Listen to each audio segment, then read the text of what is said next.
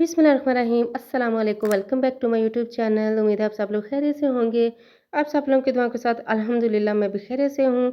अल्लाह ताला आपकी रोज़ी में बरकत डाले, आपकी सेहत में बरकत डाले और आपके दस्तरख़्वानों को हमेशा वसी रखे। शुरू करते हैं इसी के साथ आज की रेसिपी। आज मैं आपके साथ बहुत ही इंपॉर्टेंट चटनियाँ शेयर करने वाली हूँ।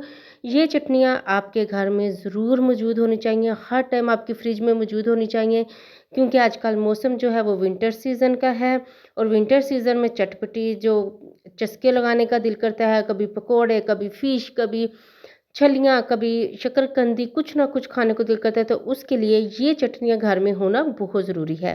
तो आप इन चटनियों को मेरे साथ बनाएँ और इसको सीखें और इसको बनाकर अपनी फ्रिज में स्टोर करके रखें। तो सबसे पहले हम इमली की चटनी बनाएँगे। इमली की चटनी के लिए आपने इमली लेनी है हस्बे ज़रूरत। जितनी भी आप चटनी बनाना चाह रहे हैं उसके अंदर आपने गरम-गरम पानी ऐड करके उसको 10 से 15 मिनट के लिए भिगो के रख देना है। गर्म पानी ऐड करना है ताकि अच्छे से इमली जो है ना उसका पल्प अच्छे से निकल सके।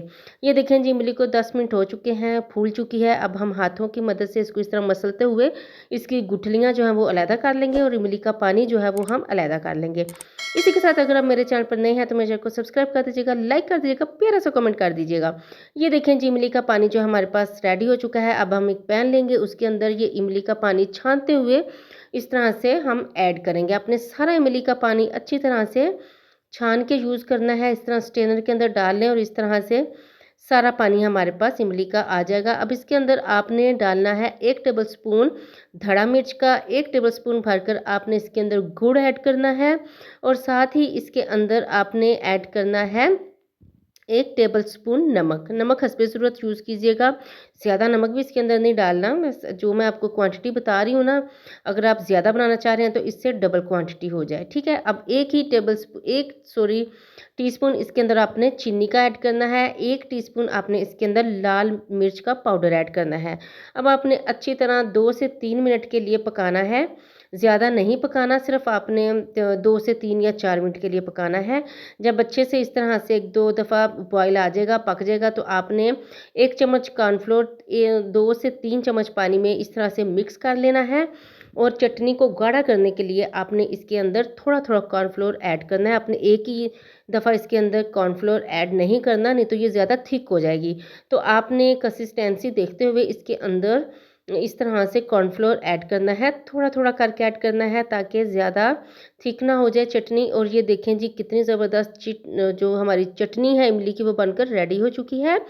अब आप इसको स्टोर कर सकते हैं एयर टाइट कंटेनर के अंदर। वो प्लास्टिक का भी एक कंटेनर हो सकता है, वो शीशे का कंटेनर भी हो सकता है, कोई भी प्लास्टिक का आप बॉक्स भी ले सकते हैं।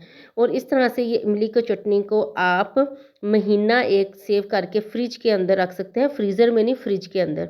अब हम हरी चटनी की रेसिपी तैयार करेंगे। हरी चटनी के लिए आपने हस्बे ज़रूरत, आपने अगर महीने के लिए बनानी है तो आप उस हिसाब से ज़्यादा धनिया और उसी क्वांटिटी में आपने पुदीना लेना है। सेम क्वांटिटी में धनिया और सेम ही क्वांटिटी में पुदीना लेना है।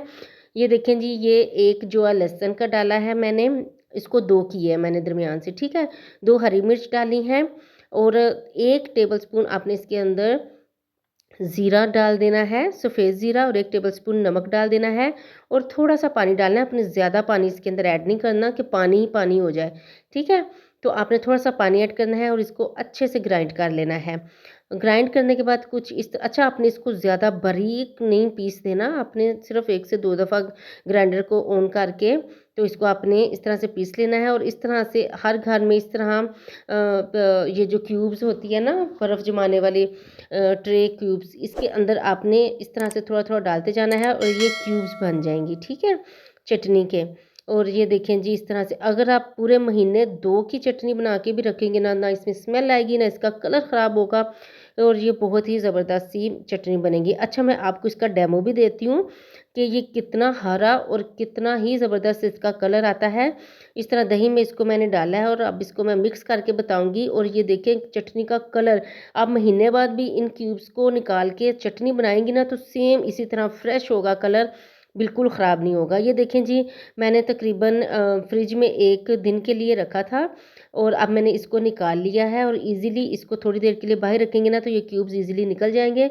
और आपने इन क्यूब्स को इस तरह से, कितने हरे कचूर, कितने सब्ज़ ग्रीन कलर के आपको क्यूब्स नज़र आ रहे हैं, इस तरह से आप ढेरों ढेर चटनी के क्यूब्स बनाकर इसको फ्रीज़ कर सकते हैं।